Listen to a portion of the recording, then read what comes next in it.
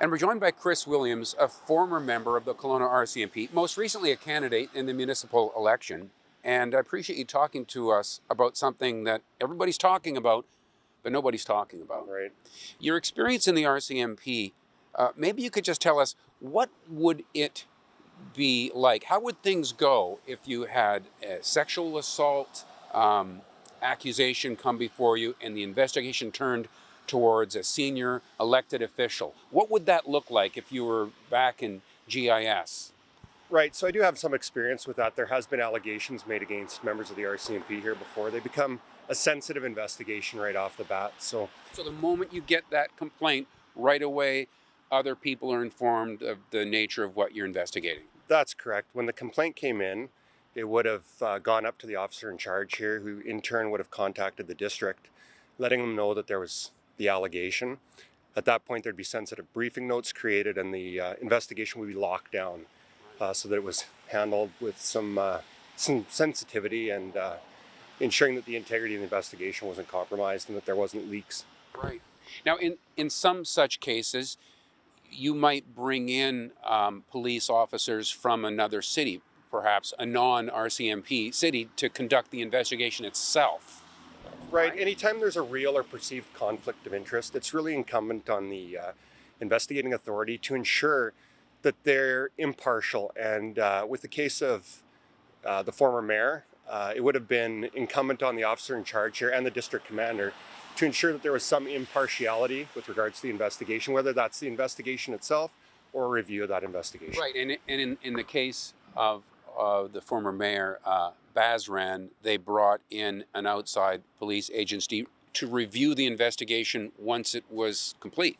That's correct. It's somewhat surprising that they didn't initially go to an outside investigation, an outside agency for investigation, but they did apparently conduct a review by an outside investigation or agency, pardon me.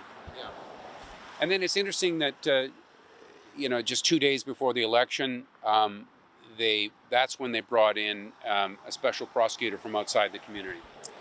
Yeah, it appears that there was consultation with an external prosecutor in order to distance it from Kelowna Crown Council. What is interesting is the timing, obviously, of it, and I'm actually somewhat surprised at the speed in which the investigation was conducted. It appears these allegations stem from May of this year, and the special prosecutor was brought in October, just prior to the end of the election, and charges were laid most recently. What does that tell you about a case if it comes together that quickly? It's actually surprising. My experience is that investigations like this generally take a longer period of time. There would have been consultation back and forth with regional Crown Council and the province, public prosecutions. It is quite extraordinary that it took place so quickly. That being said, if it was given priority and was not that complicated, it could have been done in that period of time. Right. So do you expect that in a case like this that it would be held right here in Kelowna or move jurisdictions? Or? There's the possibility to move the jurisdiction, obviously, as well, due to potential biases against the accused. That will be for his counsel to make that decision as to whether to make that application or not. Right. I find it really interesting and kind of ironic that in a case such as this, there's this effort made to make sure that the accused individual is treated just like anybody else. And yet the only way to do that is to treat them like nobody else.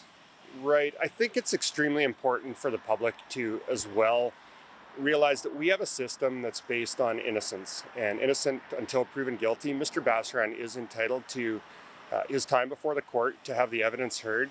I would hope that Crown Council and the police collectively ensured that all the I's were dotted and T's were crossed. We've seen recent political investigations. The city of Surrey comes to mind with their former mayor, Doug McCallum, where in the end he was acquitted at trial. There is an extreme onus on the police to make sure that they do proper due diligence, proper investigation, that all the I's are dotted and T's are crossed. So I hope that was done with this case. All right, let's hope so, and thanks for your time. Thank you. Thank you for watching Kelowna Now.